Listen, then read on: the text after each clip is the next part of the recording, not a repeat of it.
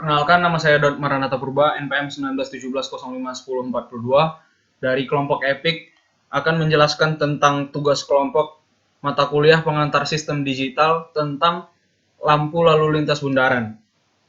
Yang pertama, saya akan menjelaskan tentang komponen-komponen yang kami gunakan pada rangkaian ini.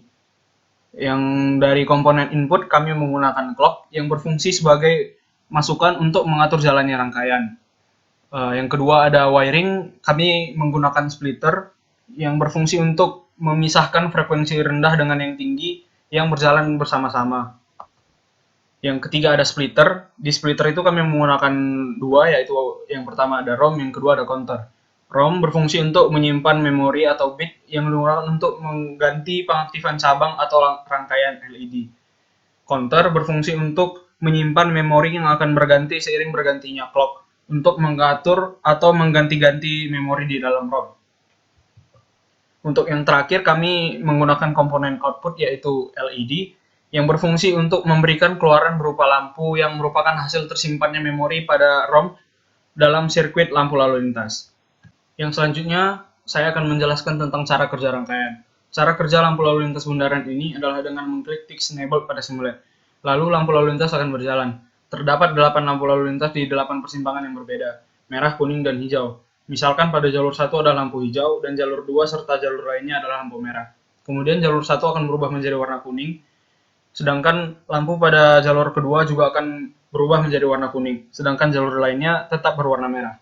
Ketika jalur 2 sudah menunjukkan lampu berwarna merah, selanjutnya lampu lalu lintas pada jalur ketiga akan berjalan dari kuning hijau, kuning merah, dan berlanjut ke lampu lalu lintas pada jalur lainnya.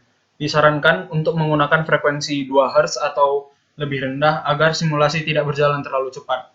Lalu untuk menghentikan simulasi itu, kita bisa mengklik kembali Fix Enable atau dengan menekan Ctrl K. Baiklah, selanjutnya saya akan menampilkan tampilan dari rangkaian lampu lalu lintas bundaran yang sudah saya jelaskan sebelumnya. Di sini kita bisa melihat ada sirkuit tambahan yang sudah saya gunakan. Di sini ada dua, yaitu ada pertama lampu lalu lintas dan yang kedua ada clock. Namun clock tidak saya gunakan untuk rangkaian utamanya, tapi kita bisa dilihat di rangkaian lampu lalu lintasnya di sini, di sirkuitnya tersebut kita bisa lihat ada sirkuit clock yang dimana clock tersebut digunakan untuk mengatur jalannya rangkaian. Di sini kita menggunakan 1 input dan 8 output karena bundaran yang saya maksud di sini memiliki 8 simpangan. Di sini kita bisa melihat ada 8 garis output dari clock tersebut, namun di setiap 8 output itu terdapat 3 output yang akan menampilkan setiap warna dari LED yang akan kita gunakan selanjutnya. Di sini saya menggunakan counter dan juga ROM, dan juga di sini ada splitter. Dan di dalam ROM-nya ini juga sudah saya atur sedemikian rupa angka-angka dari bitnya agar menghasilkan output yang sesuai dengan yang kita inginkan. Baiklah, selanjutnya saya akan menunjukkan bagaimana cara kerja dari rangkaian sendiri. Kita bisa menggunakan cara yang sudah seperti saya jelaskan sebelumnya. Di sini kita bisa menekan Fix Enable dan juga jangan lupa untuk mengatur frekuensinya seperti yang saya rekomendasikan dengan 2 Hz atau lebih kecil dari 2 Hz. Di sini saya akan menjelaskan dengan 1 Hz agar mempermudah kita untuk dalam proses penjelasannya.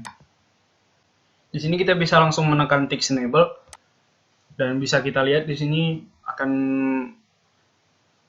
terlihat bagaimana cara kerja dari lampu lalu lintas di bundaran tersebut. Di sini ada lampu hijau, kuning, dan juga merah. Yang seperti saya jelaskan juga sebelumnya, lampu kuning akan bergerak serentak pada kedua simpang yang akan menjelaskan kalau mereka itu harus berhati-hati untuk melakukan penyeberangan. Dan untuk menghentikan simulasinya, kita bisa menekan simulasi lagi dan menghapus centang dari Fix Enable dan Reset Simulation lagi. Demikian yang dapat saya jelaskan. Jika ada kesalahan, saya mohon maaf. Terima kasih.